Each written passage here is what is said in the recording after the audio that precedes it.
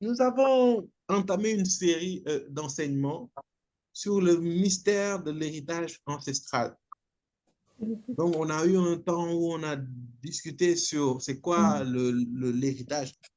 Et après, on a développé, et puis on a parlé du système des hôtels.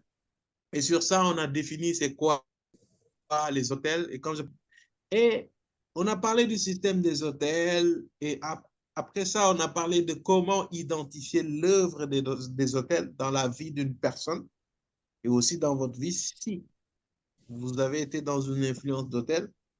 Et après ça, on a parlé de comment établir ou en quelque sorte bâtir un hôtel.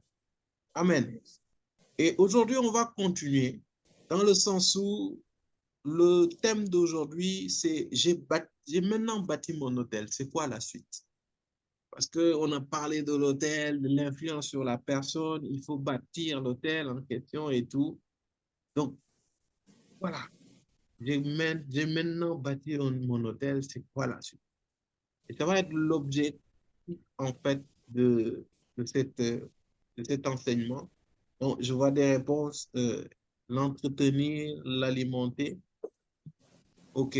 Donc, on va entrer dans le pratico-pratique de, voilà, en quoi consiste l'entretenir, en quoi consiste l'alimenter, en quelque sorte. La première chose avant que l'on évolue, c'est que vous devriez discerner, voir et comprendre la différence entre l'hôtel dans le sens où, en quelque sorte, c'est une institution et vous-même étant l'hôtel. Vous allez voir que dans une famille, il y a des choses qui vont se répéter, il y a des choses qui vont se constater, s'observer. Mais vous-même, vous êtes un hôtel. Mais par exemple, l'hôtel qui va agir dans votre famille, c'est différent. Je m'explique. Donc, on dit discerner l'hôtel en tant qu'institution. Vous savez, quand on parle d'institution, on va aller un peu dans le vocabulaire. En fait, l'institution, c'est quelque chose qui est institué, c'est évident. Mais quelque chose qui est institué, en fait, c'est quelque chose, en d'autres termes, qui est établi de manière durable. Est-ce que vous me suivez? On va y aller doucement. L'hôtel en tant qu'institution, en fait, c'est quelque chose qui a été établi de manière durable. Je prends l'exemple dans les familles. Je vous avais dit, donner l'exemple, par exemple, d'un de vos ancêtres qui était peut-être un agriculteur dans une période de sécheresse. Cet agriculteur a fait une alliance et dans l'alliance-là, il a fait un pacte avec un esprit qui lui permettait de pouvoir avoir une très grande moisson malgré la sécheresse pour qu'il gagne en richesse. Sauf que le problème, c'est que l'esprit lui dit, OK, je vais te faire ça, mais à une seule condition, c'est que tu fasses un sacrifice où tu verses du sang. Ça peut être un bœuf ou voilà, whatever.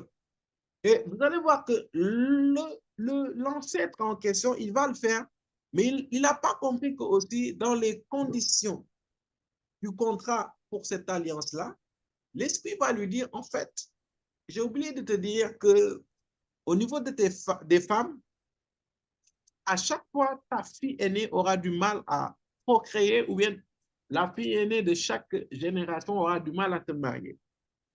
Est-ce qu'on se comprend? Et vous allez voir que dès que l'ancêtre verse ce sang-là, l'autel a été établi. Sachant que je vous ai dit que l'autel permet une continuité. Donc, vous allez voir que l'esprit-là va continuer à agir dans cette famille-là et à toujours frapper les aînés et à les empêcher de se marier. Ils peuvent avoir des enfants dehors, hein, ils peuvent avoir des enfants hors mariage et tout ça, ce n'est pas un problème. Mais mariage, là, ils ne vont jamais toucher. Jamais.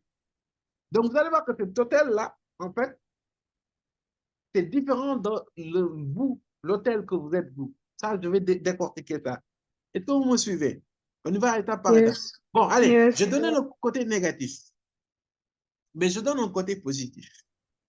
Supposons aussi que dans votre lignée, vous avez un ancêtre, peut-être qui était homme de Dieu, qui servait Dieu. Et l'homme de Dieu là, en fait, en servant Dieu, a déclaré et proclamé, Père, je déclare dans le nom de Jésus que dans toute ma descendance, tu te révéleras à eux. Et tu vas voir que bizarrement, dans cette famille-là, même si les jeunes hommes ou les jeunes filles ne sont pas sérieux, tu vois souvent comme une grâce s'attacher à leur vie. Et quel que soit le parcours qu'ils vont faire, à la fin, là, ils vont finir par servir Dieu. Ou bien, ça peut être, c'est-à-dire que l'homme, à travers son service, à travers son ministère, en fait, a alimenté, là où l'autre a tué un bœuf, lui, en fait, le sacrifice qu'il a fait, c'est son service envers le Seigneur. Et ça permet à Dieu. Dans tous les cas, je vous ai dit, l'autel est un point de contact entre le monde physique et le monde spirituel. Non seulement un point de contact, mais ça permet que les esprits puissent se mouvoir. Et ils ne vont pas se mouvoir que dans une génération, ils vont se mouvoir dans toute une lignée. Donc, ce qu'ils vont chercher, c'est le sang. Donc, autant aussi dans le côté négatif, mais positivement aussi, un homme qui sert Dieu, en déclarant en servant Dieu, vous allez voir que l'Esprit de Dieu va chercher sa descendance. Amen. Un exemple banal, un de vos grands-pères ou grands-mères, des missionnaires de l'Église sont venus en mission dans un village et un de vos grands-parents les ont accueillis. Ils les ont accueillis, ils les ont hébergés et tout. Et sans le savoir, le missionnaire peut-être a déclaré, Père, je bénis la vie de cet homme et de sa descendance. Et je déclare au nom de Jésus que ta grâce demeure dans cette maison. Et tu vas voir la grâce de Dieu dans cette maison.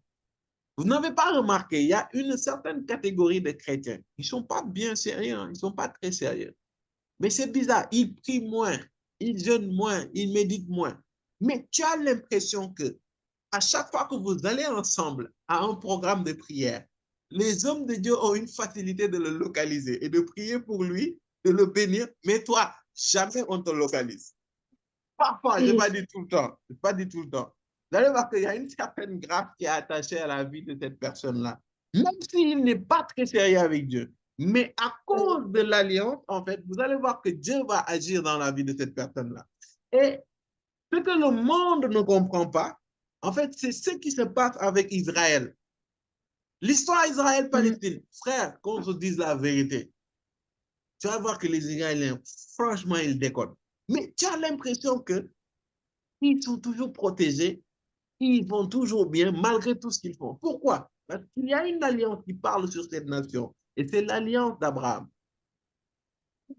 Et l'alliance là dit, une partie de l'alliance dit, toute nation qui, je bénis tous ceux qui te bénissent et je maudis tous ceux qui te maudissent. Donc, s'il vous plaît, l'histoire d'Israël-Palestine, fermez vos bouches dessus, s'il vous plaît. N'essayez même pas d'entrer dans ce débat. Non, je suis très sérieux. Hein? Évitez. Je me rappelle un de mes frères là, il a vu la situation Israël-Palestine. Il a dit non, il va prier. Il fléchit genoux, il commence à prier. Et puis l'Esprit de Dieu lui dit, qui t'a demandé de prier? C'est comme ça qu'il s'est levé. Il a arrêté sa prière. Il est parti. Vous allez voir que l'alliance là, ça parle et ça perdure. Est-ce que vous me comprenez? Et là, on peut définir cela comme étant une institution, donc quelque chose qui est établi de manière durable. Et moi-même, ma prière pour vous, et c'est ma prière pour moi, c'est qu'à partir de moi, en tout cas, que l'alliance de bénédiction localise toute ma descendance au nom de Jésus. À partir de nous, que nos enfants et notre progéniture, notre descendance bénéficient des bénédictions et des alliances de bénédiction et de grâce au nom de Jésus. C'est pour cela, je ne te fatigue pas, mais il faut que tu prennes ta vie avec le Seigneur au sérieux. C'est la raison pour laquelle, franchement, il y a des gens, tu ne comprends pas. Pourtant, ils aiment Dieu, mais tu vois, leur vie spirituelle, leur vie avec le Seigneur est catastrophique. Leur vie professionnelle est catastrophique. Leur vie financière est catastrophique. Tu ne comprends pas.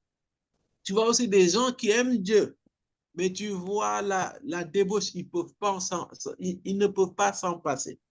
Toujours dans la débauche, toujours dans les péchés sexuels, toujours. Donc, tu as besoin d'être conscient de ces choses, de ces réalités-là, et d'être complètement délivré. Pourquoi? Parce que Jésus-Christ est mort sur la croix et ressuscité pour que tu sois délivré de ça. Donc, ne rends pas vain le sacrifice de Christ sur ta vie. Une vie de sainteté est possible. Une vie de sanctification est possible. Une vie où tu n'es pas dans le péché sexuel, où tu ne forniques pas, où tu ne te masturbes pas, où tu ne regardes pas la pornographie, où tu ne mens pas, où tu n'es pas dans la jalousie, où tu n'es pas dans des choses bizarres. C'est possible avec le Seigneur Jésus-Christ. C'est possible. Que personne ne te fasse Amen. croire le contraire. C'est possible. Amen. Pourquoi? Parce que Amen. Christ est mort pour que tu sois délivré de ça. Amen. Amen. Parce que si toutes ces choses, si toutes ces œuvres de la chair sont encore visibles sur ta vie, c'est en quelque sorte comme si l'œuvre de Christ, la mort, le sacrifice de Christ a été vain sur ta vie. En fait, tu rends vain le sacrifice de Christ dans ta vie. Est-ce que c'est ça que tu veux? C'est à cause de ça, tu as bâti l'autel, ok, mais c'est quoi la suite? Et là, je vais vraiment m'appesantir, m'intéresser, me concentrer sur vous en tant qu'hôtel. Je vous l'avais dit la semaine dernière, n'est-ce pas? Toi-même, tu es un hôtel, c'est-à-dire ta vie est ton hôtel. C'est-à-dire, toi, là, ta vie est ton hôtel dans le sens où ta vie est ton hôtel que tu établis dans Christ. La preuve, ta vie même est un point de contact avec le monde physique et spirituel. Vrai ou faux? Yes. Yes. C'est quoi la définition de l'hôtel? Toi-même, même étant homme, tu as non seulement ton corps qui est contact du point physique, mais tu as l'esprit de Dieu en toi, qui est quand même un esprit. Et cet esprit-là t'amène à être en contact avec le monde spirituel. C'est à cause de ça que tu arrives à entendre la voix de Dieu, tu arrives à entendre la voix du Saint-Esprit, mais aussi, tu as cette capacité de communiquer avec les esprits. Si tu ne te disciplines pas. C'est à cause de ça, dans tes rêves, tu as la capacité de voir des esprits. Ou même physiquement. Physiquement, c'est possible par des visions ou quoi que ce soit de voir des esprits. C'est possible. C'est bien possible. Donc, tu es un hôtel ambulant. Je vais te dire ça comme ça. C'est la raison pour laquelle, excuse-moi, mais tu es dans le spirituel, tu es comme une maison. À cause de ça, il y a toujours un esprit qui va essayer de t'habiter. Et selon la vie que tu veux déterminer, selon ta manière de vivre, tu vas être abrité ou bien tu vas être habité par le Saint-Esprit ou par un autre esprit. Mais tu ne peux pas être vide comme ça. Ce n'est pas possible. Un homme qui est vide spirituellement n'est pas un homme. La nature a horreur du vide. On le dit souvent, non? Yes. C'est à cause de ta petite parenthèse. Faites attention à vos histoires de yoga là. Les histoires de yoga, oui, je vais aller faire du yoga, et puis tu te trouves là pourquoi? Tu te trouves chic, je vais aller faire du yoga, position du lapin, tout ça là. Hey, je vous ai dit, tout vide attire un esprit. Si tu vas faire un vide là-bas, c'est un esprit qui va venir prendre ce vide-là. Amen. Amen. Un homme n'est pas fait pour être vide. C'est quoi un homme? L'homme est un esprit, L'esprit. n'est-ce pas? Qui possède, Une âme. Une âme qui habite. dans un corps. Dans un corps. C'est cette trinité qui fait un homme. Autant Dieu le Père, Dieu le Fils et Dieu le Saint-Esprit font une trinité. Ils font Dieu. Autant l'homme, sa trinité, c'est l'esprit, l'âme et le corps. Amen. Yes. Amen. Enlève l'un, la trinité n'existe plus. Est-ce que je parle à quelqu'un? Amen. Je vais te faire comprendre que selon les décisions de ta vie, tu décides de quel esprit vient être établi sur ton autel. Tu décides de quel esprit a le droit de venir intervenir et interagir dans ta vie. Et c'est la raison pour laquelle on va aller lire Romains 12 du verset 1 à 2. Paul dit quelque chose de très intéressant. Écoutez-moi très bien. C'est des choses, il faut vraiment prendre ça très au sérieux. Ne m'écoutez pas avec vos oreilles. Écoutez-moi avec vos esprits. Votre âme. Amen. Je vous encourage donc, frères et sœurs, par les compassions de Dieu, à offrir votre corps comme un sacrifice vivant, saint, agréable à Dieu. Ce sera de votre part un culte raisonnable. Amen. Donc, on dit de vous Amen. offrir vous-même en sacrifice saint et agréable à Dieu. Et on dit ce sera pour vous un culte Agréable. agréable à Dieu. N'est-ce pas? Amen. Donc, il y a deux choses qu'il faut comprendre. C'est que nous-mêmes, on doit se donner un sacrifice. Et lorsqu'on parle de sacrifice, c'est de donner quelque chose qui nous coûte. Honnêtement, il n'y a pas quelque chose qui vous coûte plus que votre propre vie. Mm. N'est-ce Amen. pas? Ce que Amen. vous avez de plus précieux, c'est votre propre vie. On est d'accord? Mm. C'est pour cela, Paul dit, offrez-vous vous-même en sacrifice. Et c'est à cause de ça, lorsqu'on parle de donner sa vie à Jésus, ou naître de nouveau, ou voilà, venir à Christ là, tu dis, Seigneur Jésus, je te donne ma vie. Ce n'est pas que des mots. En fait, quand tu dis, Seigneur Jésus, je te donne ma vie, c'est que tu prends ta vie, tu lui donnes. Et il en fait ce qu'il veut. Et quand tu viens à Jésus-Christ, tu lui donnes ta vie, ça veut dire que c'est Jésus qui décide de ce que ta vie va être ou pas. Et lorsqu'il fait ça, en fait, ça veut dire que lorsqu'il te dit d'aller à gauche, frère, que tu veuilles aller à gauche ou pas, tu vas aller à gauche. Pourquoi? Parce que c'est le Seigneur Jésus qui te le dit. Et il dit, cela sera un culte agréable.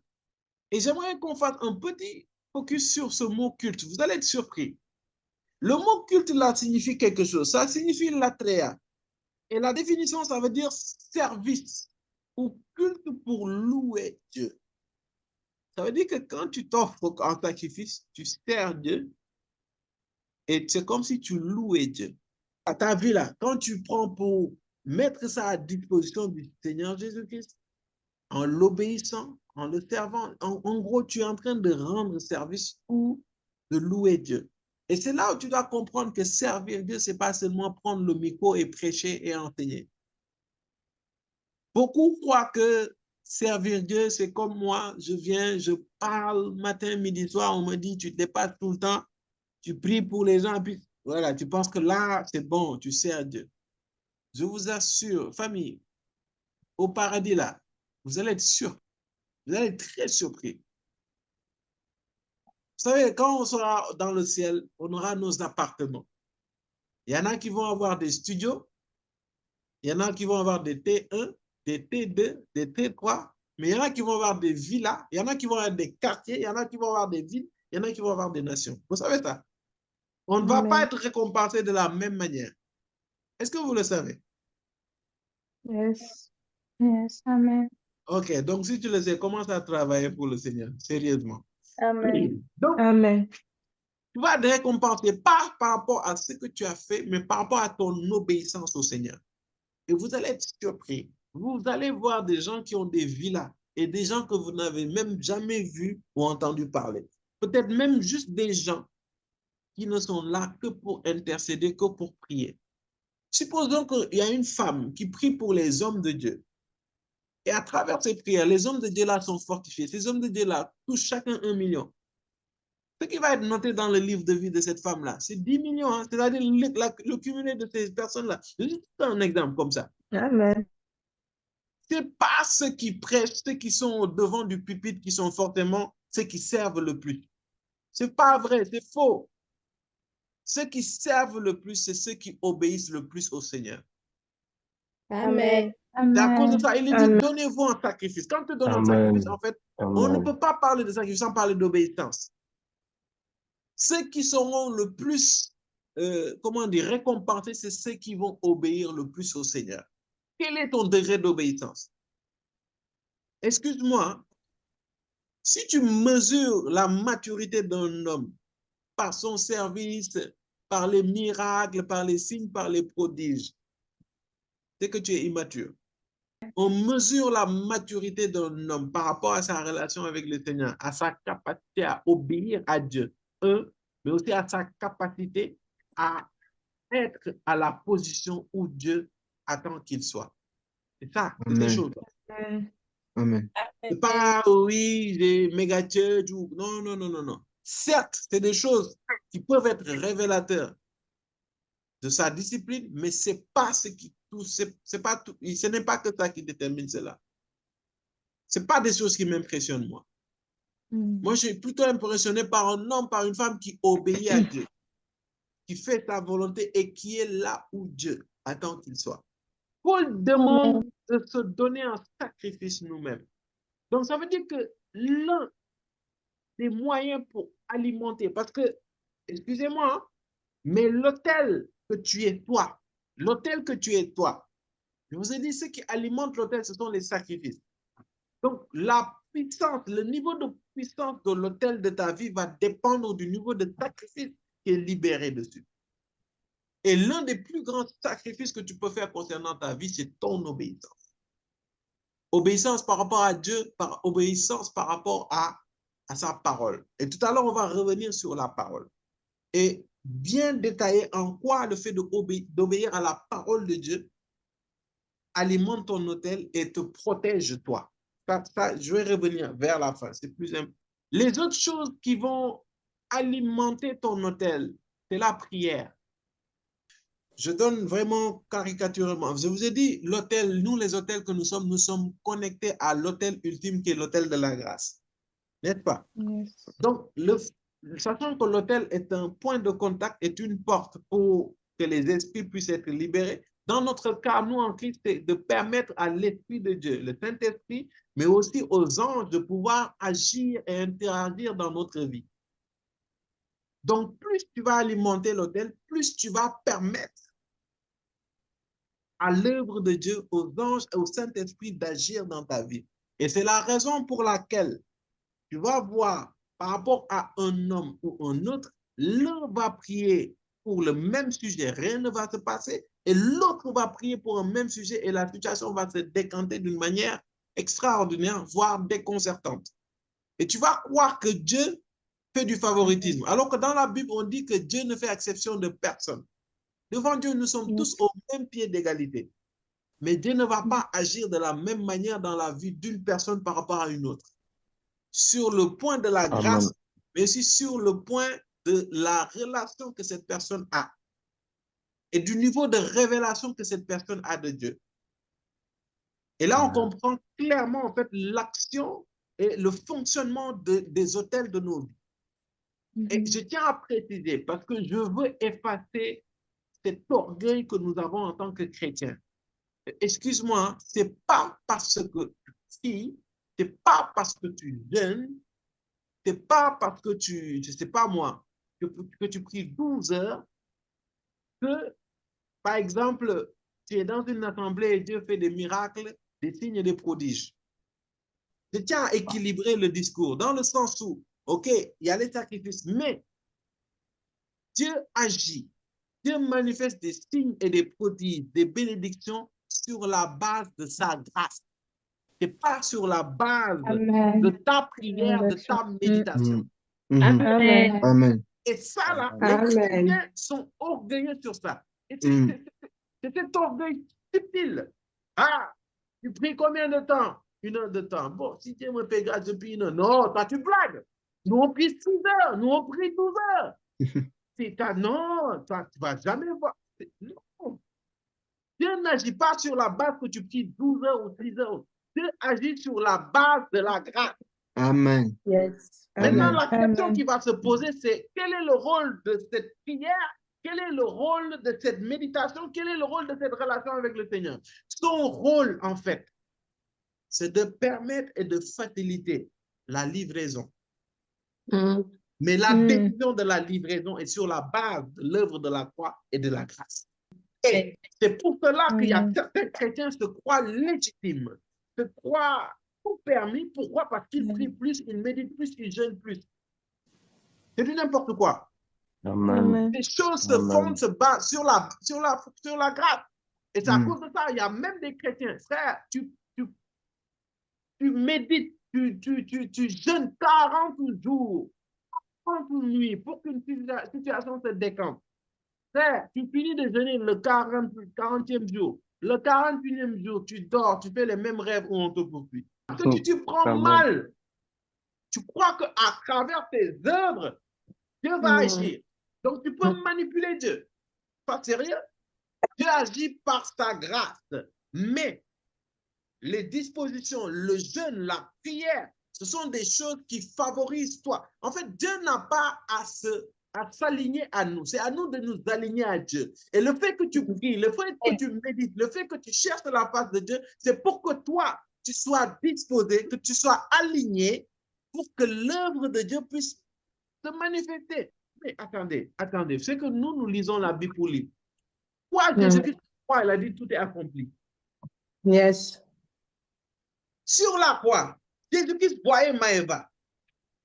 Et il a dit, tout est accompli. En fait, ça veut dire que Maëva, le jour où elle décide de dire, Seigneur Jésus, je t'accepte et je crois en ton nom, ça veut dire que Maëva, dans le monde spirituel, dans le royaume des cieux, dans l'éternité, elle est bénie de toutes sortes de bénédictions. Amen. Oui, amen à travers Christ.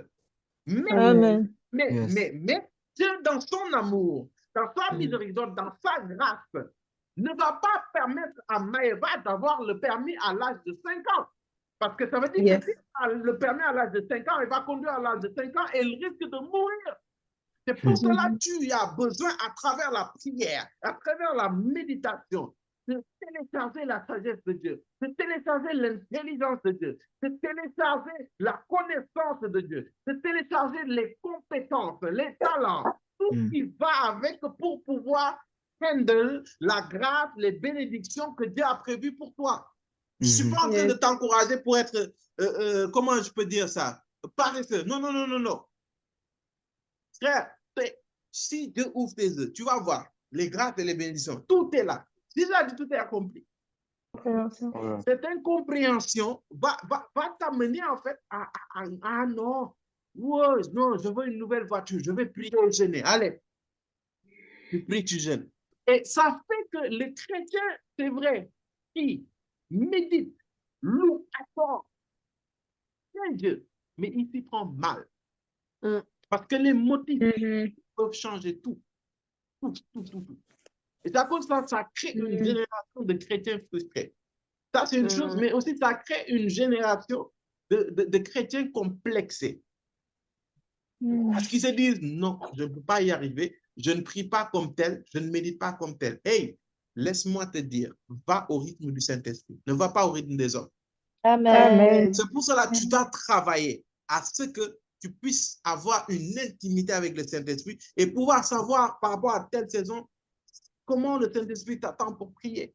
Je reviens sur le fait que l'un prie pour le même sujet, l'autre prie pour l'autre sujet, mais il n'y a pas les mêmes résultats.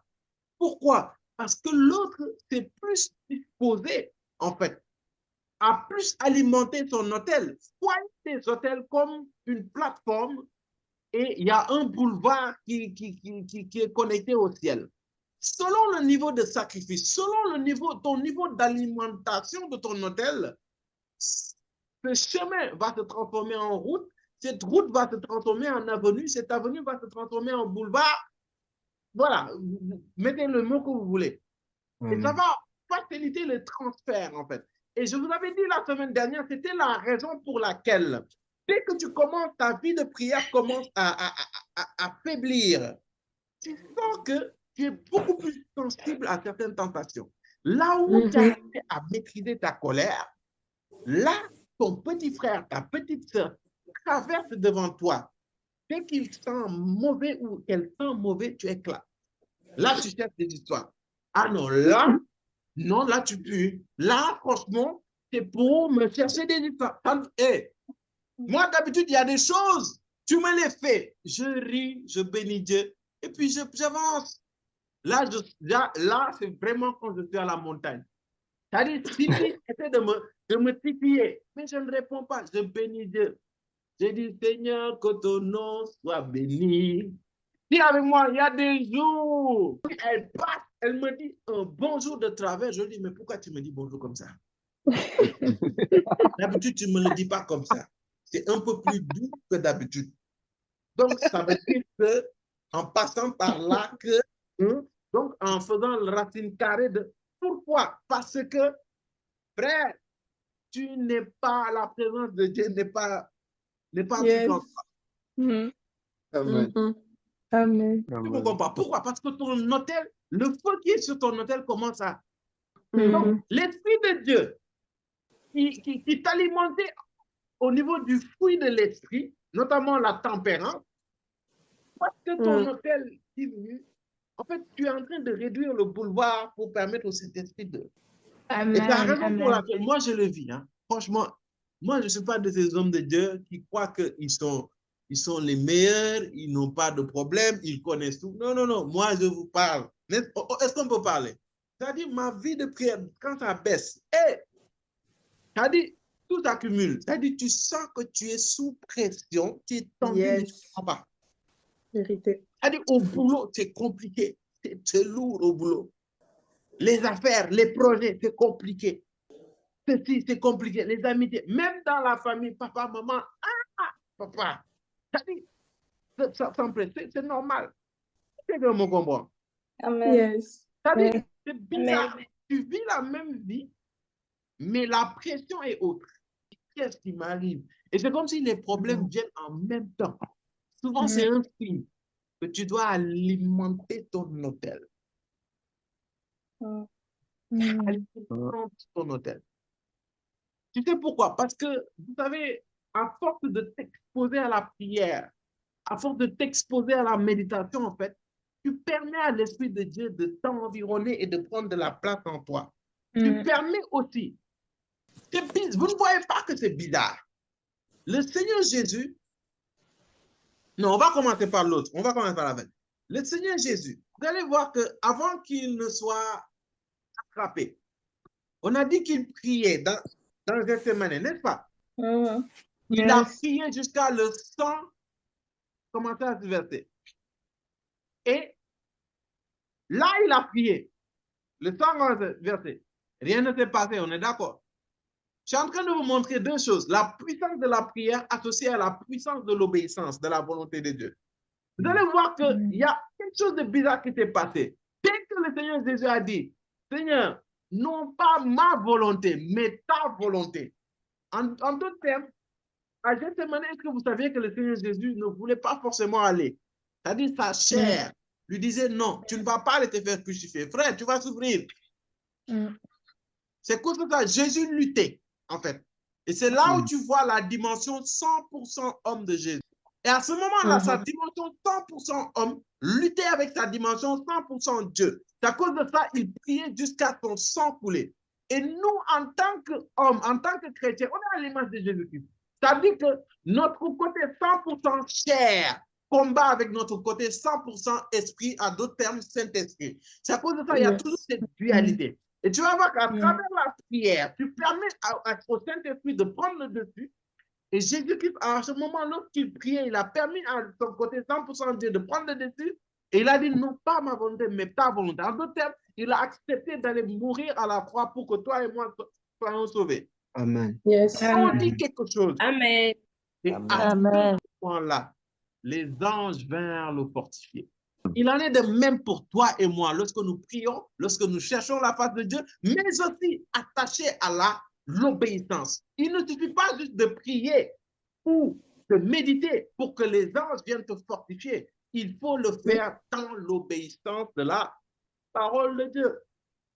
Et à ce moment-là, les anges viennent.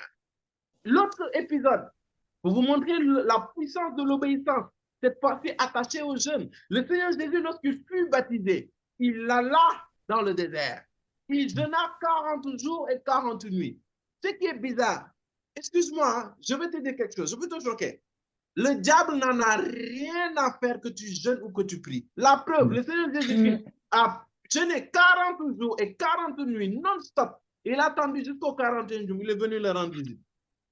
Il n'en a rien à faire. En fait, je veux briser cet orgueil qu'on se fait en tant que chrétien. Vu que je jeûne longtemps, je prie longtemps, je veille longtemps, normalement, le diable, ça va. Hey, Jésus-Christ, 100% homme, 100% Dieu, Dieu sur terre, il jeûne 40 jours et 40 nuits. Le diable vient le visiter. Au 40e jour, c'est-à-dire là, le gars, purement, il souffle, le feu sort. Le diable vient, il le tente. Mais vous allez remarquer quelque chose. Le diable l'a tenté de plusieurs manières. Après, il dit, arrière de moi, Satan. Mais vous allez voir que c'est juste après que Satan partit. En d'autres termes, c'est après qu'il ait obéi à Dieu, à la parole de Dieu, en ne pas tombant sur la tentation de Satan, qu'on dit quoi? que les anges vinrent le servir. J'aime la réaction de certaines personnes. Ça veut dire que le Saint-Esprit est en train de nous bénir actuellement. Amen. Yes. Amen. Tu as une oreille mal placée. C'est à cause de ça. Il y a des gens qui prient, il y a des gens qui méditent. Et ils sont frustrés. Pourquoi? À cause du manque d'obéissance. Et tu alimentes ton autel, c'est vrai. Tu alimentes ton autel en priant, en méditant. Mais ce qui va faire plus grandir cet autel-là, donner plus de puissance à ta vie, c'est ta capacité à obéir à Dieu. Oui, pour le Seigneur Jésus, les anges vinrent le servir. Mais nous, les anges ne nous servent pas. Ils servent en obéissant à la parole de Dieu. Les anges ne sont pas nos serviteurs, ce sont nos compagnons. Vous pouvez le lire dans l'Apocalypse et bien d'autres. Hébreux même. Il fait des anges, des flammes de feu et des serviteurs de vent, en deux termes, rapidement. Est-ce que vous me suivez? Yes. Donc, tu vas voir que tu vas alimenter ton autel personnel. Tu vas permettre que l'Esprit Saint agisse puissamment. Les anges venir agir et servir puissamment dans ta vie à travers, oui, c'est vrai, en priant, en jeûnant, en faisant des offrandes, en faisant des aumônes, en servant Dieu. Mais tout ça là, ce n'est rien derrière le fait d'obéir. Tout ça doit être motivé par l'obéissance envers le Seigneur. JMR, on ne prie pas 12 heures de temps pour que Dieu agisse dans... Je ne sais pas comment je peux l'expliquer. Je ne veux pas mal dire pour que les gens interprètent mal. Mais vous comprenez ce que je veux dire. C'est-à-dire, si tu vas à une croisade, les gens sont guéris ou voilà, il y a des miracles et des signes et des prodiges. Ce n'est pas parce que tu as prié 12 heures de temps. Non. C'est par la grâce de Dieu, c'est par l'œuvre de la croix. Mais, le fait que tu aies prié peut-être 12 heures, que tu t'es disposé, permet à l'œuvre de Dieu de se manifester à travers toi. Maintenant, il faut que j'équilibre l'enseignement de la semaine dernière dans le sens où on a parlé de jeûne, on a dit ce que ça fait, mais du moment que vous êtes en Christ et que vous marchez selon la parole de Dieu, il faut que vous sachiez que vous êtes délivré de l'influence des autels une bonne fois pour toutes. C'est fini. Amen. Tu n'as plus à Amen. prier, je brise. Non, c'est fini. Tu t'es repenti. Tu t'es repenti, tu as décidé de marcher avec le Seigneur. C'est bon. C'est fini. Parce que si tu continues de prier pour ça, c'est que tu n'as pas foi que tu as été délivré. Tu t'es repenti, tu es venu à Christ. Tu marches avec lui, c'est fini. Maintenant, la désobéissance peut ouvrir des portes à ces esprits pour qu'ils reviennent. Parce que les esprits que vous chassez là, ils sont autour. La preuve dans Luc, Jésus dit, lorsque tu chasses un démon, il va dans les endroits arides, mais on dit qu'il attend un moment favorable pour revenir. Et lorsque la maison est bien faite, le démon part, revient avec 7 autres démons, n'est-ce pas? Et la condition de cette personne est pire que la précédente, n'est-ce pas? C'est Jésus qui le dit, ce n'est pas moi. Yes. Juste pour vous dire que parfois tu peux prier par rapport à une situation, tu es délivré. Franchement, tu es délivré. Mais à cause de ta désobéissance par la parole de Dieu, tu redonnes accès à ces démons, tu redonnes accès à ces choses-là pour qu'ils viennent te fatiguer. Mais ce n'est pas que tu n'as pas été délivré. Là, vraiment, je rééquilibre le message pour qu'on n'en soit pas ces chrétiens hyper tendus. C'est-à-dire, tout ce qui se passe, non, c'est un démon. Non, tu as mal à la tête, c'est un démon. Stop le feu. Tu as mal à la dent, c'est un démon. Alors que le démon, là, ça s'appelle Nutella. Il faut le dire. Tes dents font mal parce que tu manges du sucre, c'est tout. C'est que tu as mal à la tête. Non, esprit de, je te chasse. Non, frère, c'est juste que tu n'as pas assez dormi. C'est tout. Des démons partout. Il ne faut pas être ça. Tu es délivré. Il n'y a aucune condamnation pour ceux qui sont en Christ. Et il faut que tu t'accroches à cette parole-là. Mais ces choses sont effectives à une condition. Que tu sois dans la parole de Dieu et que tu marches selon la parole du Seigneur et que tu obéisses à cette parole. Amen. Et là, tu verras les bienfaits. Mais tu dois savoir que une chose, une et une seule chose, et je vais te donner le passage, tu dois retenir d'abord avant d'aller sur l'obéissance. Ésaïe 53, verset 1 à 6. Aujourd'hui, quelqu'un va être complètement délivré. Il faut que tu sois relax, Amen. frère. Tu es entre les mains de Jésus. Si tu es stressé, c'est que toi-même, tu es conscient que tu n'obéis pas à Jésus-Christ. À cause de ça, tu es hyper tendu comme ça. Tu as tout le temps peur. C'est ça. C'est parce que tu es têtu, tu es désobéissant envers le Seigneur. Mais aujourd'hui, tu vas être Amen. délivré, que tu le veuilles ou non, au nom de Jésus. Amen. Amen. Amen. Trop têtu. Tu es têtu même jusqu'à être têtu avec Dieu. Qui a cru à notre prédication? À qui le bras de l'Éternel a-t-il été révélé?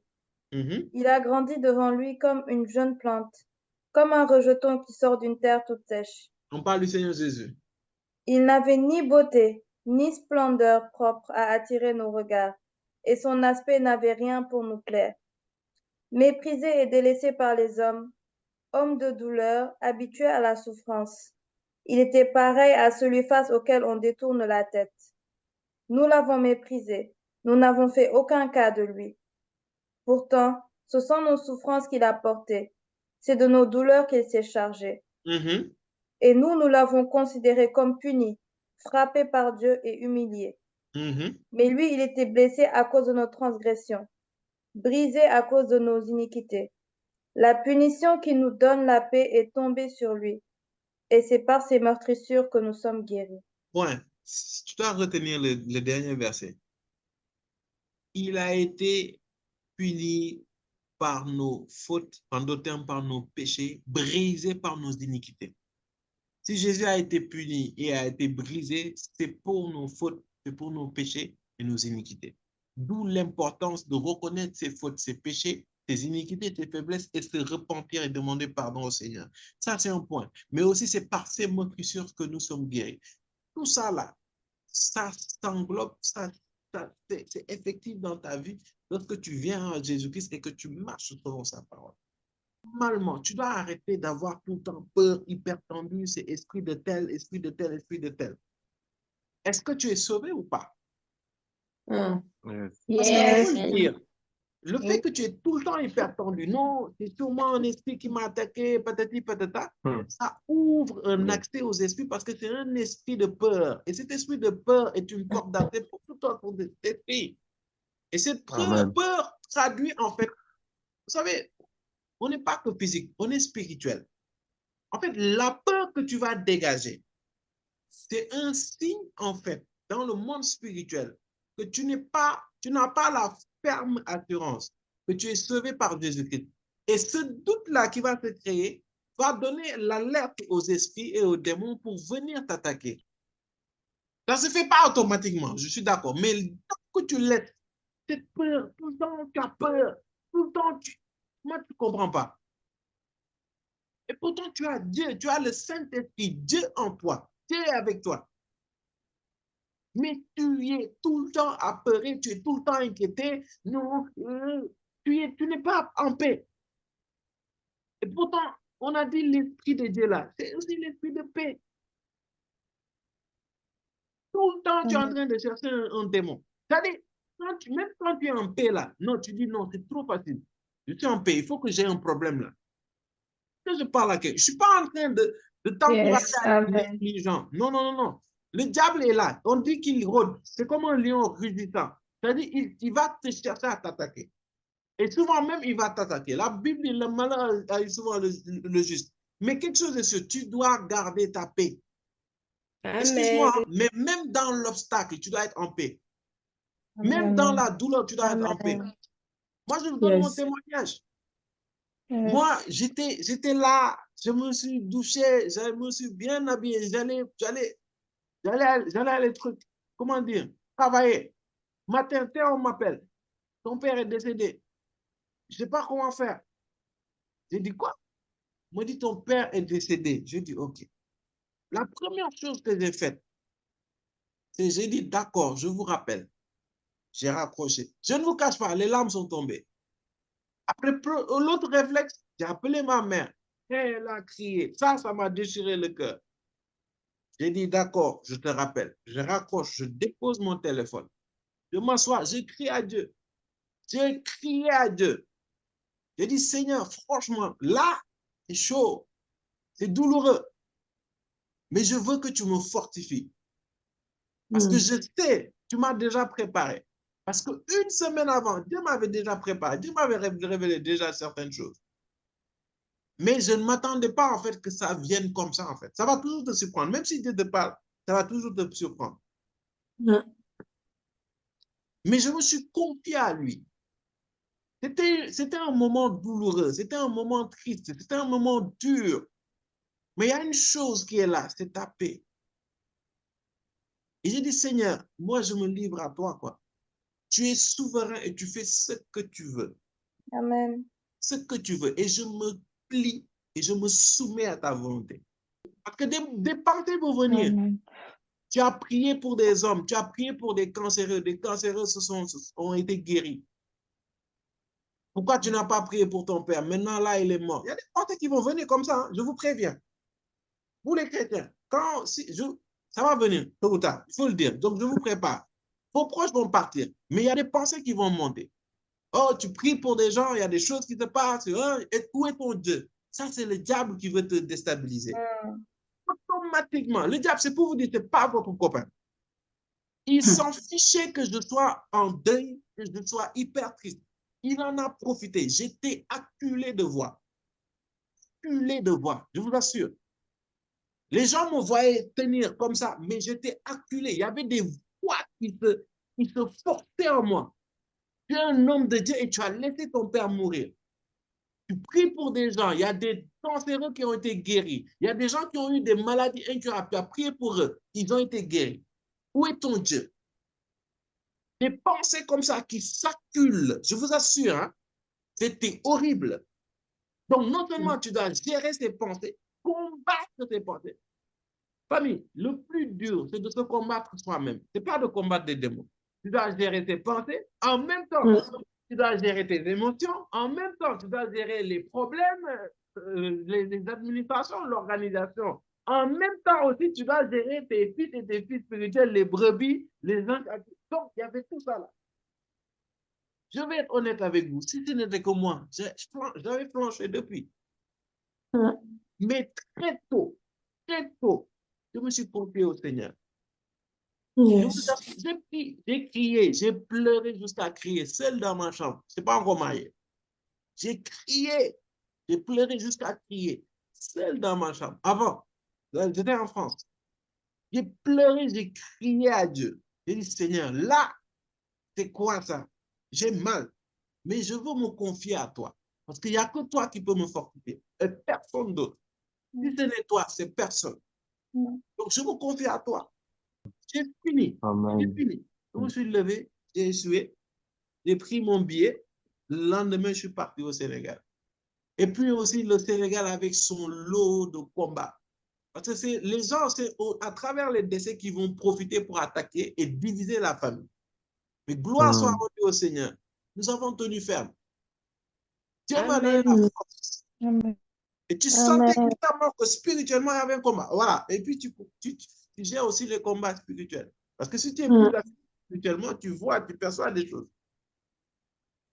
Donc, je viens, les gars, il y a tout ça.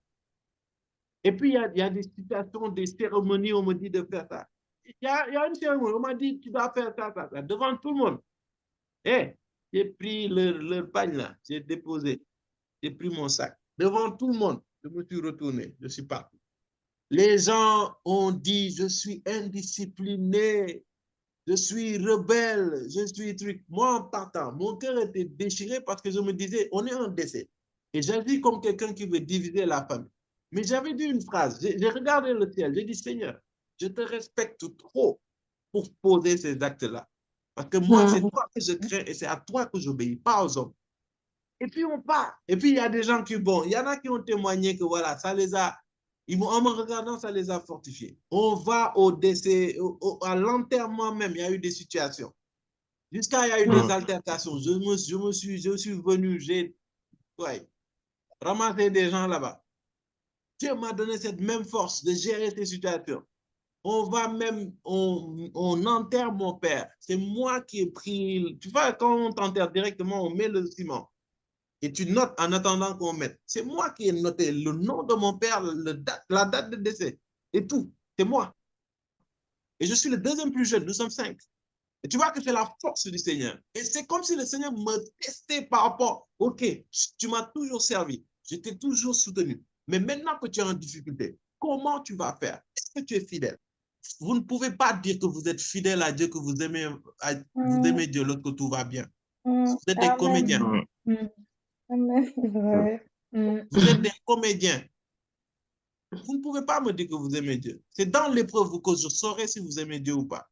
Dans ces situations, je vous assure, tout le monde, je suis devant tout le monde. Ce n'est pas ma famille proche. Les proches, des proches, des proches. On me dit, pour cet acte-là, machin. Je dis, je fais rien. Je n'ai pas parlé, je n'ai pas essayé de faire. J'ai pris mon sac, je suis parti devant tout le monde. Les gens ont dit, non, je suis indiscipliné. Je dis, Seigneur, je te respecte trop. Si tout le monde me tourne au dos, moi, je tais-toi, je suis bien. Est-ce que tu es capable de faire ça? Est-ce que tu es capable de faire ça? En rentrant, là, j'étais vraiment fatigué parce que c'était beaucoup de choses en même temps. C'est lourd. Donc, je rentre et puis je continue à prier mon Dieu. Malgré toutes ces épreuves, je continue à prier mon Dieu. Je dis, Seigneur, fortifie-moi. Et un jour, je prie. En priant, je me confie à Dieu. Je dis, Seigneur, fais grâce, fortifie ma famille. Et puis, c'était nous qui fortifions les gens. Dans le détail, même les gens pleuraient plus que nous. Et je bénis Dieu, l'Esprit de Dieu a vraiment agi. Et en priant, Dieu me dit quelque chose. Il me dit, tu as été fidèle. Et je renouvelle ma fidélité dans ta vie. Ça cause, il y a des choses. Je me couche, je dors. Parce que Dieu m'est fidèle. C'est à cause de ça, tu n'as qu'à tester. Tu n'as qu'à tester. Je te mets au défi. Tu n'as qu'à tester. Hein? Tu essaies de toucher ça de mes cheveux. Tu vas voir la dimension du Dieu fidèle. C'est à cause, je dors. Pourquoi? Parce que je ne crains aucun mal. Je ne crains aucun mal. Dieu m'a dit qu'il va me mettre fidèle. Donc, je veux te dire, est-ce que tu es fidèle à Dieu? Comment? C'est en obéissant à Dieu. Parce que je suis sûr, Dieu aurait pu agir à travers ma vie pour la guérison, parce qu'il était malade après il est décédé. Dieu aurait pu m'utiliser, hein? Mais je me suis soumis à sa souveraineté. D'où l'importance de l'obéissance. Et il faut que toi aussi, que tu sois conscient de ça. Es-tu prêt pour le Seigneur? Ne me dis pas que tu aimes Dieu ou que tu es fidèle à Dieu. Ça, tu le sauras le jour où tu seras dans l'épreuve. Ce n'est pas forcément un décès. Hein. Voilà. Je prie que vraiment que ça vienne très tard, que vos parents vivent longtemps. Et priez beaucoup pour vos parents, pour qu'ils vivent longtemps. Voilà, que le Seigneur se manifeste dans la vie. Voilà, priez pour vos parents. Amen. C'est important. Mais je vous préviens, c'est des pensées comme ça qui vont venir. Mais j'ai décidé d'obéir à Christ. Obéissez au Seigneur. Ça va toujours vous être bénéfique. Excuse-moi, lorsque tu obéis à Dieu, c'est pour toi, ce n'est pas pour Jésus. Tu es sûr, tu as cette assurance que tu es délivré des autels. La mort et la résurrection de Jésus-Christ. En fait, toi, ta responsabilité à toi, c'est d'être obéissant à la parole de Dieu. Je ne vais pas te dire, en obéissant à la parole de Dieu, tu seras exempt de tout obstacle. Le diable va t'attaquer, c'est vrai. Mais quoi qu'il en soit, tu vas avoir la paix du cœur. Pourquoi? Parce que tu as assurance que ce Dieu qui a délivré Daniel de la gueule du lion sera le même Dieu qui va te délivrer des bras du diable. Amen. Qui a délivré Shadrach, Meshach et Abednego du fournaise ardent. Ce même Dieu va te délivrer. Amen. Ce Dieu qui a sauvé Moïse de la mort à travers le fleuve, ce même Dieu peut te délivrer. Amen. Amen. Est-ce que tu m'entends? Yes. Amen. Ce Dieu qui a délivré le peuple d'Israël d'Égypte, ce même Dieu peut te délivrer. Parce qu'il est là avec toi. Le Seigneur est avec toi. Il demeure avec toi. La parole de Dieu te protège. Et maintenant, je vais commencer les bénéfices de la parole de Dieu. Jérémie 23, 29. Qu'est-ce que obéir à la parole de Dieu fait pour toi? Là, je vais commencer à te donner les bénéfices du fait d'obéir à la parole de Dieu. Quand souvent je dis obéir à la parole de Dieu, arrête de poser des mais Ce n'est pas moi qui dis, c'est la parole de Dieu qui te dit. Oh, quand je te dis, Jésus, ou la parole de Dieu te dit, fais ceci, ou fais cela, obéis. S'il te plaît, tout mais vient du diable. Il n'y a pas de mais dans la parole de Dieu. Oui, mais mon cas est différent. Oui, mais ceci. Dieu a dit, tu es jeune. Oui, je suis jeune. Jérémie 23, 29. Ma parole n'est-elle pas comme un feu, déclare l'Éternel, comme un marteau qui pulvérise la roche? Voilà pourquoi j'en veux au... On dit que la parole de Dieu est comme un feu, la parole de Dieu est comme un marteau sur la roche. En obéissant à la parole de Dieu, tu permets à ce feu-là d'intervenir dans ta vie. Amen. Amen. Et imagine-toi, lorsque tu obéis à la parole de Dieu, c'est comme un feu qui sort de toi et qui est autour de toi. Quand tu obéis à Dieu, c'est pour cela, lorsque quelqu'un marche selon la parole de Dieu, il est dans l'assurance. Je n'ai jamais vu des mouches tourner autour du feu. Jamais. Je n'ai jamais vu un être sensé tourner autour du feu. Ce feu-là repousse toute attaque du diable. Consume toute attaque du diable. Pourquoi? Parce que tu laisses, quand tu obéis à la parole de Dieu, tu laisses cette parole-là commencer à te consumer et à t'embraser autour de toi. Ça, c'est une chose. On a dit cette parole, c'est comme un marteau. Ce marteau-là brise toute malédiction, toute incantation qui a été faite sur ta vie. Toute parole qui a été proclamée sur ta vie est brisée par ce marteau. Amen. Lorsque tu obéis à la parole de Dieu. En d'autres termes, la parole de Dieu est ton défenseur et aussi celui qui combat pour toi. Ta parole est une lampe à mes pieds et une lumière sur mon sentier. Ta parole est une lampe à mes pieds et une lumière sur mes sentiers.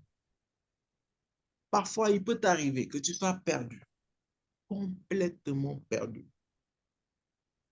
Complètement perdu. Vous savez, le fait que tu sois dans une saison où tu ne sais pas si tu dois avancer, tu ne sais pas si tu dois reculer, tu ne sais pas si tu dois aller à gauche, tu ne sais pas si tu dois aller à droite, ça veut dire que tu es dans les ténèbres. Dans le noir, il n'y a qu'une chose qui te guide, c'est la lumière. Amen.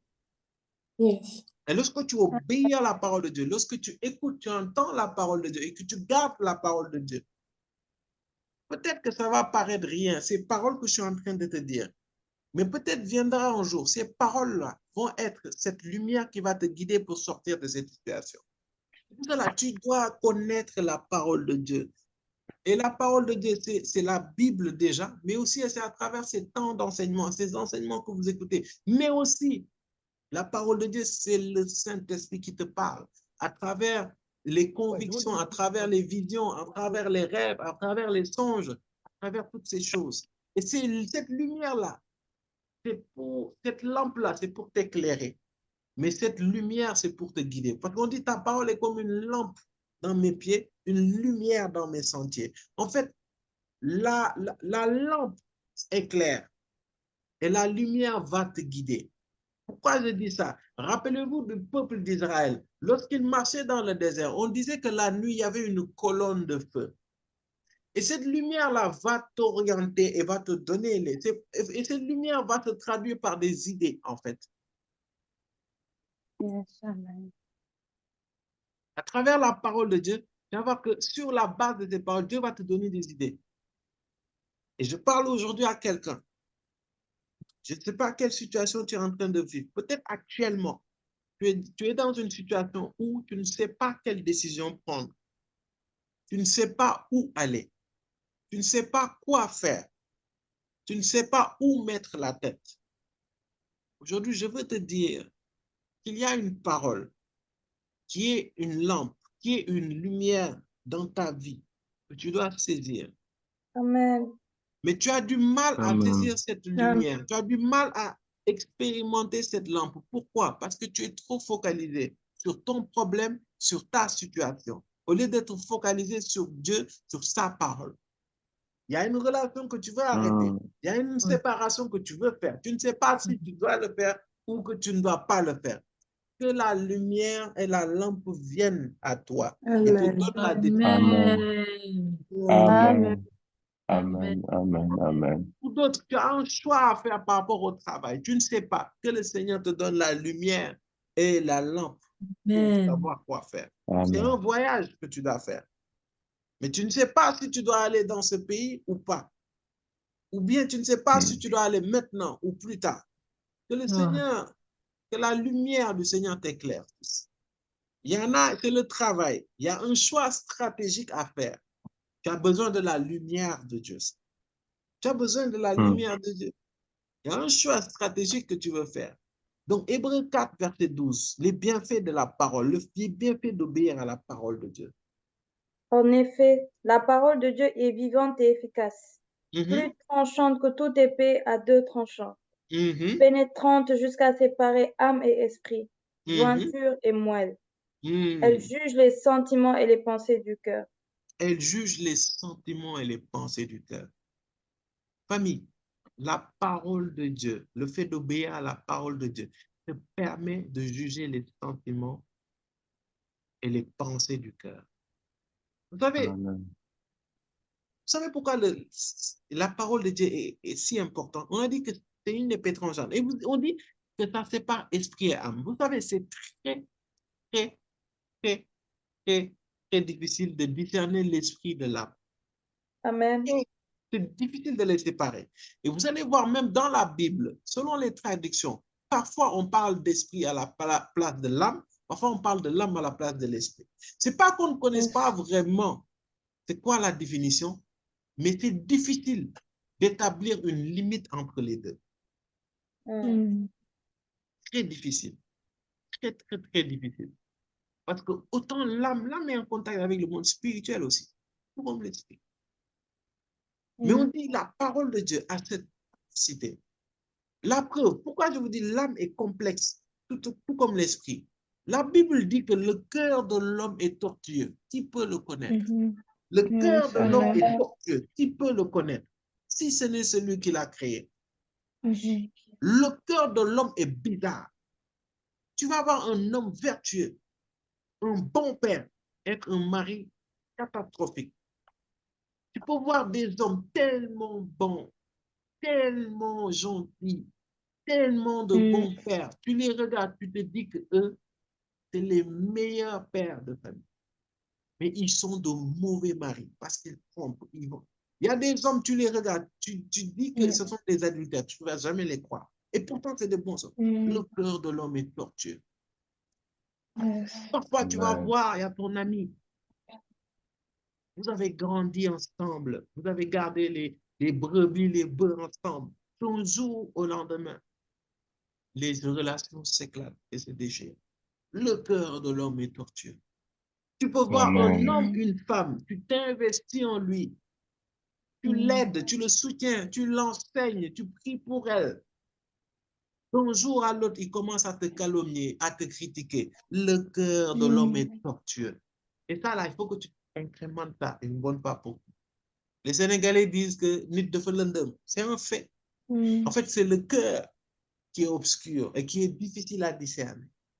Mais on dit, la parole de Dieu est une épée à double tranchante, séparant âme et esprit. Et on dit quoi? Ils sondent quoi? Les pensées et les sentiments. Les sentiments et les pensées. Les pensées et les sentiments. Lorsque tu obéis à la parole de Dieu, lorsque tu écoutes la parole de Dieu, ça te permet de discerner les sentiments. Nous tous, autant que nous sommes, sans exception, moi en premier, il y a des pensées que j'avais en moi, que je pensais que c'était de Dieu et qui ne l'étaient pas. Et c'est à la lumière de la parole de Dieu, c'est à la confrontation de la parole de Dieu que je suis que ça, ce n'est pas de Dieu. Amen. Amen. C'est ça l'intérêt de la parole de Dieu. Arrête de dire, je suis né dans ça, je reste dans ça. Naître dans quelque chose ne fait pas que cette chose soit bonne. Voir quelque chose autour de toi ne fait pas de toi que cette chose soit bonne. La parole de Dieu, tu dois obéir et ça va te permettre de discerner les pensées et les sentiments. Parfois, tu penses aimer une personne, mais tu ne l'aimes pas. Les filles, c'est à vous que je parle. Les femmes, c'est à vous que je parle. Tu penses aimer une personne, tu ne l'aimes pas. Tu ne l'aimes pas. La chose, c'est juste quoi? C'est qu'il est en train juste de combler un vide que tu as dans ton cœur. C'est tout. Il y a un vide, il y a une solitude qui vient boucher, c'est tout. Il y a une amitié que tu avais perdue, que cet homme est venu remplir, c'est tout. Les femmes, c'est les hommes, vice versa. Et pour cela, on vous dit que l'amour n'est pas un sentiment. Ce n'est pas l'amour-sentiment qui épouse, c'est l'amour-décision qui épouse, qui te marie. On décide d'aimer, on ne tombe pas amoureux. Le fait de tomber amoureux, c'est un début, mais ce n'est pas ce qui va maintenir ton mariage. C'est quand tu vas décider d'aimer cette personne, malgré tout. C'est ça l'amour. Maintenant, le sentiment, comment tu peux éprouver ça? C'est à la lumière de la parole de Dieu. Tu aimes la personne, ok. Est-ce que tu es capable d'aimer cette personne à la dimension de l'Église qui s'est soumise à Christ? Ok, tu aimes cette femme. Est-ce que tu as cette dimension d'aimer cette femme comme Christ a aimé l'Église jusqu'à se sacrifier et donner sa vie? Je donne juste les sentiments, par exemple. Ah non, moi, je ne suis pas jaloux. Je ne suis pas jaloux. Ok. Que dit la Bible par rapport à la jalousie? Tu as du mal à célébrer ton frère et ta soeur. Tu es jaloux. La Bible dit ça. Amen. Réjouissez-vous avec ceux qui se réjouissent. Si tu es quelqu'un qui a du mal à se réjouir pour ceux qui se réjouissent, tu es jaloux. Tu es gris. Donc, la parole de Dieu te permet d'exposer, de confronter, en fait, tes sentiments. Non, je suis quelqu'un de patient. Est-ce que tu es patient? Je dis la Bible par rapport à la patience. Pourtant, moi, je suis quelqu'un de rempli d'amour. Ah bon? Tu es rempli d'amour. Tu es rempli d'amour. Est-ce que tu es patient? Est-ce que tu pardonnes tout? Est-ce que tu ne soupçonnes point le mal? C'est ce que la Bible dit par rapport à l'amour. Donc, la Bible te permet de confronter tes sentiments. Tout sentiment qui est en toi, tu peux confronter ça à la parole de Dieu. J'aime Dieu. Ok, tu aimes Dieu. Ce sentiment-là que tu aimes Dieu. Ok, tu dis la parole par rapport au fait d'aimer Dieu. Le Seigneur Jésus dit, celui qui aime ma parole, suive mes commandements. Donc, ta capacité, ton amour envers le Seigneur va être jaugé sur la base de suivre la parole de Dieu. Non, je ne pensais pas ce que je dis. Ok, ok, que dit la Bible? Donc, la parole de Dieu, le fait de le connaître, le fait de l'entendre, le fait de l'écouter, va te permettre de jauger, de ne pas te soumettre à ce côté tortueux du cœur, mais tu vas amener ton cœur à se soumettre au côté parfait de la parole. Ah non, moi je suis humble. Frère, le fait même que tu dises que tu es humble, là, tu n'es pas humble. Moi, je suis quelqu'un d'humble, hein, vous savez. Que dit la parole de Dieu par rapport à l'humilité? Yes. Donc, tu vas voir que ces choses-là, ce sont tes garde-fous par rapport aux autels, par rapport aux démons, par rapport à ces choses. Parce que tu te protèges dans la parole de Dieu. Et quand je parle de la parole de Dieu, c'est la parole parlée, c'est la parole entendue, c'est la parole vue. En d'autres termes, c'est Christ lui-même, parce qu'on dit dans Jean 1:1, au commencement était la parole était avec Dieu et la parole était Dieu. Donc, ce n'est pas seulement la Bible, c'est tout ce que le Saint-Esprit te dit et tout ce que les enseignements te disent aussi, parce que c'est basé sur la parole de Dieu. Mais aussi, c'est tout ce que tes autorités spirituelles te disent, inspirées par le Saint-Esprit, bien sûr, parce qu'il ne faut pas qu'il y ait de l'abus. Fouillez les assemblées où les hommes de Dieu vraiment contrôlent votre vie, quoi. C'est-à-dire, même caleçon que tu dois porter, la couleur, c'est eux qui te disent ça. Excusez-moi hein, du terme. Est-ce que je parle à quelqu'un? Oui. Donc aujourd'hui, il faut que tu décides. Décide avec le Saint-Esprit. Parce que sans lui, tu n'y arriveras pas. D'obéir à la parole de Dieu. Et d'ailleurs, même moi, je t'invite à la fin de ce temps de prière et d'enseignement, que tu puisses demander au Saint-Esprit quels sont les points sur lesquels tu ne lui as pas obéi. C'est important. C'est très important. Jean 1, verset 1 à 3, rapidement. Bon, ce n'est pas la peine de lire. Je peux vous dire la parole rapidement, comme ça, sans lire. Au commencement était la parole était avec Dieu et la parole était Dieu. La parole de Dieu te procure la vie. Et la vie, Zoé, en fait, vous savez, quand on parle de mort, Mort spirituelle, on parle de séparation. Ça, je l'ai dit plusieurs fois ici. Donc, séparation. Donc, quand tu es mort, tu te sépares de Dieu, en fait. Donc, je parle de mort spirituelle. Donc, en fait, lorsque la parole de Dieu, tu obéis à la parole de Dieu, en fait, tu permets à la vie de Dieu de te localiser et de donner vie à tous les domaines de ta vie. En d'autres termes, ça veut dire que tous les domaines de ta vie, tu les reconnectes à Dieu. Donc, quand tu obéis à la parole de Dieu, tu les reconnectes. C'est à cause de ça. Ça, je vais le dire, c'est un minimum, je suis free. Parce que tu n'obéis pas à la parole de Dieu sur la dîme et les offrandes, c'est à cause de ça, tes finances sont mortes. Tu es fatigué. Après, si tu veux, tu m'appelles pasteur escroc, il n'y a pas de problème. J'obéis à Dieu. Mort va te frapper. Ça dit tes finances vont être déconnectées de Dieu. Et maintenant, je te laisse, si tu es déconnecté de Dieu, moi, je n'ai aucune idée de qui ça va être connecté.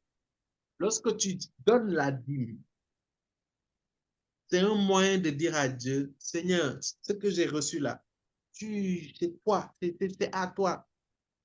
En fait. C'est toi qui as permis que je les ai. Je les reconnecte à toi, en fait. C'est comme ça, il dit, mettez-moi donc à l'épreuve et vous verrez si je ne menace pas le dévoreur. Malachie. 3:10. Donc, tu perds. Pourquoi? Parce que tu as connecté à Dieu. Et quand tu fais intervenir Dieu dans quelque chose, mais Dieu prend ton truc en main. L'obéissance à la parole de Dieu communique la vie. Si dans ton mariage, tu n'obéis pas à Dieu, frère, tu déconnectes ton mariage de Dieu. Hein? Si dans tes affaires, tu n'obéis pas à Dieu, tu déconnectes tes affaires de Dieu. Si dans tes études, tu n'obéis pas à Dieu, tu déconnectes tes études de Dieu. Si ton travail, tu n'obéis pas à Dieu, tu déconnectes ton travail de Dieu. C'est tout. C'est comme as simple it is. Les bienfaits de l'obéissance de la parole de Dieu. Donc, on en était aux hôtels. Mais est-ce que je pense que vous l'avez extrapolé à toute votre vie. On est d'accord? Yes. Voilà. Donc, vous êtes vous-même en hôtel, vous alimentez cet hôtel. C'est bien. C'est très bien. Mais il faut obéir. C'est ces choses qui vous protègent réellement et qui ont l'œuvre du diable d'avoir une certaine puissance sur votre vie. C'est à cause de ça, vous priez, vous méditez, ça n'empêche pas au diable de vous tenter. Mais force est de constater que si vous le faites dans l'obéissance, il y a une certaine puissance, il y a une certaine force, il y a une certaine résistance qui s'établit en vous. Et les anges viennent vous soutenir. Tout comme Jésus lorsqu'il priait. Et après avoir obéi à Dieu, que les anges sont venus le soutenir. Tout comme Jésus lorsqu'il obéissait. C'est lorsqu'il jeûnait. C'est en obéissant à la parole de Dieu, en ne se soumettant pas à la tentation du diable, que les anges sont venus à son service. Donc, tous ces sacrifices que tu fais, si tu ne le fais pas sur la base de l'obéissance de Dieu lui-même et de sa parole, toutes ces choses sont vaines. Donc, déjà, avant d'aller dans les performances, j'ai prié 1 heure, j'ai prié 2 heures, j'ai prié 4 heures, 5 heures, 12 heures, 20 heures, 24 heures. Avant tout ça, là, quelle est ta part d'obéissance dans tout ça? Arrête d'être un chrétien zélé, mais un zèle aveugle, en fait. Ça, c'est un point, mais aussi arrête d'être un chrétien pour les autres. Chrétien à l'image. Tu pries pour soigner ton image.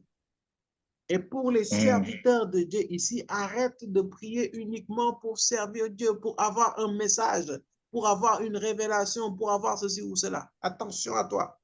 Sinon, tu feras partie de la catégorie de ceux-là qui disent, Seigneur, n'avons-nous pas prophétisé, n'avons-nous pas chassé des démons en ton nom. Et Seigneur te dit, I don't know you. On va demander pardon pour toutes les fois où on n'a pas été obéissant envers lui. Et après ça, on va prier pour que Dieu nous donne l'esprit de soumission pour nous disposer à obéir à sa parole. Que le Seigneur nous donne un cœur d'enfant et obéir à ses paroles. C'est important. Père, nous te rendons grâce. On se dispose et que chacun élève la voix de là où il est. Père, nous te rendons grâce et nous te bénissons. Merci Seigneur pour ce temps merveilleux de la parole où tu nous amènes encore une fois vers l'essentiel. Oh, que ce sujet est important. Oh, que ce sujet est intéressant. Seigneur, tu connais nos cœurs. Nous t'avons désobéi. Nous ne t'avons pas écouté parfois. Nous avons fait qu'à notre tête, Père, parfois. Parfois, nous faisions des choses indépendamment de ta volonté. Nous suivions notre propre chemin, nos propres projets.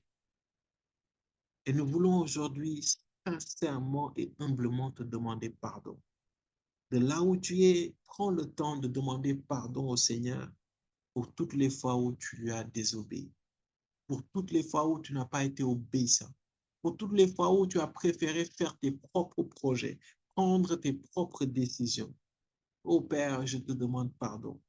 Je te demande pardon pour mon désobéissance. Je te demande pardon pour toutes les fois où j'ai entendu ta parole et je n'ai pas obéi. Ton peuple aussi te demande pardon. Seigneur, nous te demandons pardon pour toutes les fois où ton esprit nous a parlé, que ce soit à travers la parole de Dieu, que ce soit à travers la Bible, que ce soit à travers les rêves, les songes, que ce soit à travers notre conscience. Toutes les fois, Père, où tu nous as parlé et où on t'a désobéi. Nous voulons te demander sincèrement pardon, Père. Nous nous repentons, Père. Tous dans commun accord, nous venons nous repentir et te demander pardon. Seigneur, donne-nous un cœur nouveau. Donne-nous un cœur disposé. Donne-nous un cœur qui t'écoute, Père, et qui t'obéit. Parce que tu dis dans ta parole que l'obéissance vaut mieux que les sacrifices.